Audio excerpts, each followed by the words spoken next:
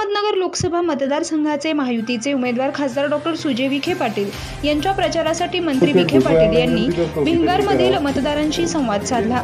यावेळी भाजपचे शहर जिल्हाध्यक्ष अभय आगरकर, शिवसेनेचे जिल्हाध्यक्ष अनिल शिंदे, वसंत लोढा, संजय सपकाळ, नरेश चव्हाण, संजय झजलानी, वसंत राठोड, भारतीय जनता पार्टी जिल्हा सरचिटणीस महेश नामदे, भिंगार मंडल अध्यक्ष श्याम बोळे, शिवसेना शहर प्रमुख सुनील लालबोंद्रे, नगरसेवक संजय झजलानी, शुभांगी साठे, रवींद्र लालबोंद्रे, रवींद्र बाकलीवाल, प्रकाश रासकर, प्रज्योत लुनिया, अप्पासाहेब हंचे, बाळासाहेब धकतोडे, निलेश साठे, अनिरुद्ध देशमुख, संजय पांढरे, सदाशिव लोखंडे, महेश जोडगे, सचिन जाधव, रवी फल्ले, सूरज गोहेर, सुदर्शन गोहेर आदी उपस्थित होते।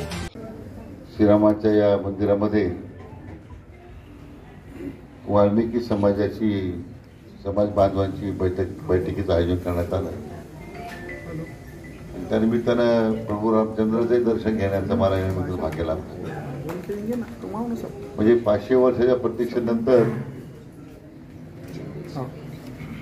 राम मंदिराचं उद्घाटन अयोध्येला झालं आणि रामलल्लाची स्थापना झाली। तर भिंगारचं हे राम मंदिर इथं फार ऐतिहासिक आहे। 1952 साली या मंदिराची स्थापना झाली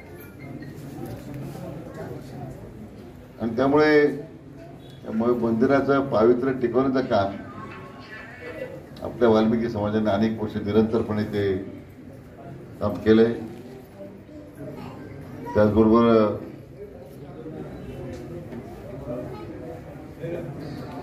अजेंडा आहे। आदरणीय प्रधानमंत्री नरेंद्र मोदी साहेबांच्या नेतृत्वाखाली